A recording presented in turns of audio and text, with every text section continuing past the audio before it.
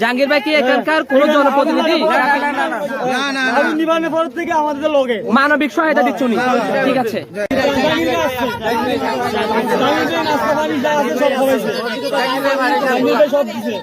একটি পরিবারকে ৩,০০০ টাকা করে দিচ্ছে। এখানে দরকার ছিল এই অত্র এলাকার ৩০ নম্বর ওয়ার্ডের যারা প্রতিনিধি আছে এবং চট্টগ্রাম সিটি মেয়র এবং বিশেষ করে আরও যারা ধনবান ব্যক্তি যারা আছে তাদেরকে আসার জন্য। তো এই জিনিসটা কেন আসে না এখন বুঝতে পারছি। আসলে যে ঘরটা বাড়ি ঘরগুলি পুড়ে দেওয়ার একমাত্র উদ্দেশ্য হলো পরিকল্পিত, যেন এখানে কেউ থাকতে না পারে, জায়গাটা দখল করার জন্য, আমি যেটা মনে করি। তো আজকে আমার ছোট ভাই জাহাঙ্গীর ও শত শত শ্রমিকদের প্রতিনিধি, তারপরে অত্র সাপপাড়ার যতদিন আমি ওর সাথে চলতেছি সবাই মানে ওর সবার মুখে মুখে জাহাঙ্গীর মাঝি একজন অ্যাক্সিডেন্ট হয়েছে, জাহাঙ্গীর মাঝি দৌড়ে গিয়ে তাকে 10,000 5,000 টাকা করে দিয়ে তাকে সুস্থ করে আনতেছে। তারপরে কিছুদিন আগে আরেকটা ঘটনা ঘটছে, ওকে পরিকল্পিতভাবে, তাও পরিকল্পিতভাবে ঘাটের লেবার, ওকেও মানে জঘন্যভাবে ছুরি আঘাতে তন্ন ছিন্ন ভিন্ন করে দিয়েছে। তার পিছনে প্রায় 2 থেকে 2.5 লক্ষ টাকা ওর খরচ হয়েছে, এখনও বর্তমানে মেডিকেল। আমি আসলে ওকে দোয়া করি, ওর পরিবারের জন্য দোয়া করি, যেন ও সবসময় এই সাধারণ অসহায় মানুষের পাশে এসে দাঁড়াতে পারে। আর সরকারের উদ্দেশ্যে বলতে চাই, এই অসহায় মানুষগুলি প্রায় 56টি পরিবার এখানে যারা ঘর ভাড়া থাকে, তারা প্রায় 36টি ঘর ভাড়া ছিল। তাদের পরিবার প্রত্যেকটি ফ্যামিলিতে 4-5 জন করে লোক আছে।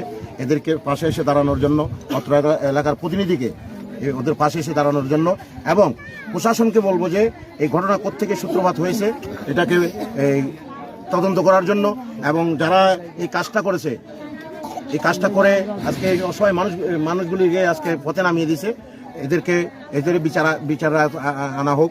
এবং সেই সাথে সাথে আমি আবারও আমার ছোট ভাই জাহাঙ্গীরকে বলি, তোমাকে আল্লাহ আরো ক্ষমতা দেখ। যেন এখানে আসছিলাম আইসা বর ওই কলমবলি গার্ডেন লেবার জন্য, বর কথাবার্তি বলে গেছে। বলে যাওয়ার পরে বাসা থেকে ঘুম গেছি, 3টা বাজে আমার ওয়াইফ আমাকে কথা মাইলেবি পুরোটা চলে দিতে। তখন ডাক দেওয়ার পর আমি লঙ্গি আর একটা গেঞ্জি ফিনদাই নেই চলে আসছি এখানে। আসার পরে পরবর্তীতে এখানে আমাকে একটা সোটা দেওয়া হয়েছে। অনেকক্ষণ আমি এখানে এই এলাকার মনে করেন সবাই, ছোটোর থেকে আমার জন্মস্থান এখানে। আমি সবসময় ওদের যে কোনো সমস্যা হলে থাকি এবং আসি, এবং আগামীতেও থাকবো। তো আলহামদুলিল্লাহ, যাই হোক, এখানে যখন অনেকক্ষণ আমি ছিলাম ঠান্ডায়, আমার পরে আমি অজ্ঞান হয়ে পড়ে যাই। পড়ে যাওয়ার পরে আমাকে অনেকজনে ধরে নিয়ে তেল দিয়ে মালিশ টালিশ করছে। তাই যে যাই হোক, আমার কথা আর বললাম না। এখানে মনে করেন অনেক প্রতিনিধি আছে, এটা যদি পরিকল্পিত না হয় তাহলে এখনো পর্যন্ত কোনো একটা লোক এখানে এসে ওদেরকে চাইতেও আসেনি। তো এবং রাত্রিকে আমার লেবার শ্রমিকরা ওদেরকে দেখতেছে, খানা দানা সব কিছু ব্যবস্থা করা হয়েছে। এখনও আমি তাদেরকে সামান্য কিছু মনে করেন যদি একটা কম্বল দেই, একটা লুঙ্গি দিলে 400-500 টাকা আসবে। তো আমি ওরকম দিব না, ওদেরকে একজনকে 3,000 টাকা করে দিয়ে দেবো, মানে বাচ্চাদের জন্য কিছু কাপড় সাপড় নিতে পারে। এটা কি কোন সংস্থা থেকে নাকি আপনার? এটা আমার নিজের থেকে। মানুষ মনে করেন একটা পরিবারে 4-5 জন করে, 6 জন আছে, 7 জন আছে, পরিবার আছে 32টা না 33টা পরিবার আছে। 56টা 33টা পরিবার ছিল। কেউ কি কোনো মালামাল কি উদ্ধার করতে পারছে? কিছু উদ্ধার করতে পারে না, একটা মানে গায়ের জামা ছাড়া কেউ কোনো কিছু নিয়ে বাড়িতে পারেনি। কেউ ছাগল ছিল, 4-5টা ছাগল, এগুলো মারা গেছে সবকিছু। সকাল 10টায় জাহাঙ্গীর কল দিল যে ভাই আপনি কোথায়? আমি বললাম যে আমাদের সদরঘাট।